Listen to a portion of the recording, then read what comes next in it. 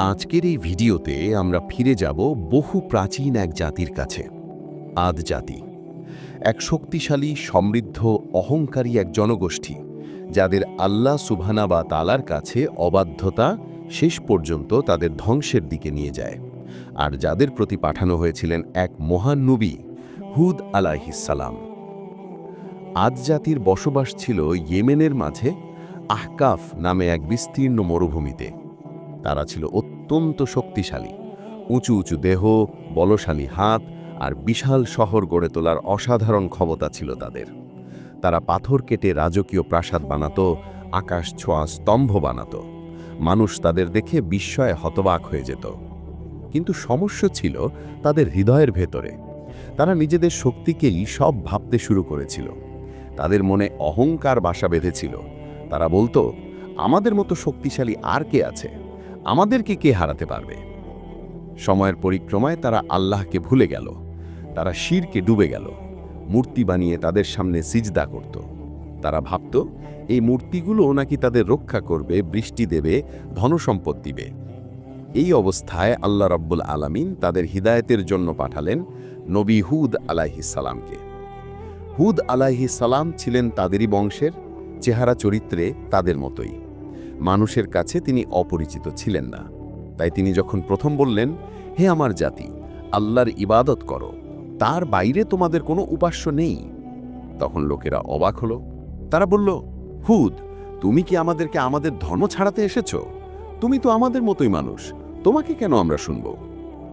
নবী হুদ আলাইহিস সালাম কোমলভাবে বুঝাতে লাগলেন, আমি তোমাদের কোনো ক্ষতি চাই না, আমি তোমাদের কল্যাণ চাচ্ছি।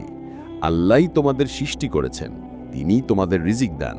তোমাদের শক্তি, তোমাদের শহর সবই আল্লাহর দান। তোমরা তার কাছে ফিরে আসো। কিন্তু আদ জাতি হাসাহাসি করতে শুরু করল। কেউ বলল, হুদ, তুমি কি পাগল হয়ে গেছো? কেউ বলল, তুমি তো আমাদের কাছে কোনো অলৌকিক প্রমাণ আনতে পারোনি। আরও কেউ বলল, যদি তুমি সত্যি নবী হও, তাহলে তোমার আল্লাহকে বলো আমাদের ওপর শাস্তি পাঠাক। নবী হুদ আলাইহিস সালাম ধৈর্য ধরে আবার বললেন, আমি তোমাদের জন্য দুঃখিত, তোমরা বুঝতে পারছো না। আল্লাহর শাস্তি চেয়ে তোমরা নিজেরাই নিজেদের ধ্বংস ডাকছ। ধীরে ধীরে তাদের দুষ্টুমি আর অবাধ্যতা বাড়তেই লাগল। তারা নবী হুদ আলাইহিস সালামকে কষ্ট দিল, গালমন্দ করল, মিথ্যা বলল।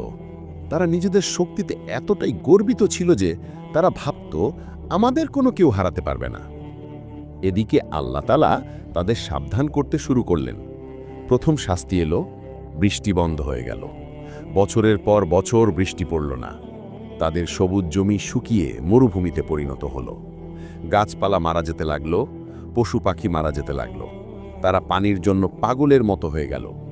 হুদ আলাইহিস সালাম আবার বললেন, হে আমার জাতি, তোমরা তওবা করো, আল্লাহর কাছে ক্ষমা চাও, তিনি আবার বৃষ্টি দিবেন, তোমাদের শক্তি ফিরিয়ে দেবেন। কিন্তু তারা বলল, না, আমরা তোমার কথা শুনব না। অবশেষে একদিন আকাশে দেখা দিল একটি বিশাল কালো মেঘ। আদ জাতি খুশি হয়ে চিৎকার করে উঠল, দেখো হুদ, বৃষ্টি আসছে, তুমি মিথ্যা বলেছ। তারা আনন্দ করল, নাচল, উদযাপন করল। কিন্তু হুদ আলাইহিস সালাম জানতেন, এটা বৃষ্টি নয়, এটা হচ্ছে আযাবের কালো মেঘ। মেঘ কাছে আসতেই শুরু হলো এক ভয়ঙ্কর বাতাস, এক ঠান্ডা, তীক্ষ্ণ, আঘাতকারী এক ঝড়। আল্লাহ কুরআনে বলেন, এক প্রবল বায়ু প্রবাহ যা দিন রাত ধরে চলেছিল। 7 রাত 8 দিন সেই ঝড় চলতে থাকল।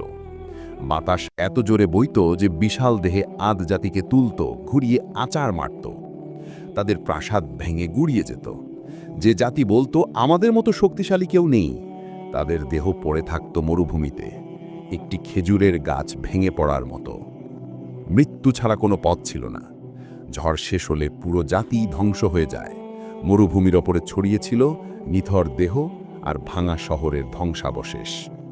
এদিকে নবী হুদ আলাইহিস সালাম, যারা আল্লাহ ও নবীর ওপর ঈমান আনে, তাদের নিয়ে এক নিরাপদ জায়গায় আশ্রয় নিয়েছিলেন। তাদের উপরে বাতাসের একটি ঝাপটাও লাগেনি। আল্লাহ তাদের রক্ষা করেছিলেন। নবী হুদ আলাইহিস সালাম অবশিষ্ট বাকি জীবন আল্লাহর ইবাদতে কাটিয়ে দেন। আদ জাতি বিশ্বের ইতিহাসে এক শিক্ষা হয়ে রইল। অহংকার কোনো জাতিকে রক্ষা করতে পারে না। শক্তি আল্লাহর হাতে, আল্লাহর অবাধ্যতা শক্তিশালী জাতিকেও ধ্বংস করে ফেলে। এই গল্প আজও আমাদের জন্য শিক্ষা। জীবন যতই সুন্দর হোক, যতই ক্ষমতা থাকুক, যতই ধনসম্পদ থাকুক, নম্রতা, ঈমান আর আল্লাহর ভয় এগুলো হারালে সব কিছু ধ্বংস হয়ে যেতে পারে। আমাদের ভিডিওটি যদি আপনার ভালো লেগে থাকে, একটি লাইক দিন, কমেন্ট করুন এবং বন্ধুদের সঙ্গে শেয়ার করুন। পরবর্তী আকর্ষণীয় গল্প পেতে আমাদের চ্যানেলটি সাবস্ক্রাইব করে পাশে থাকুন।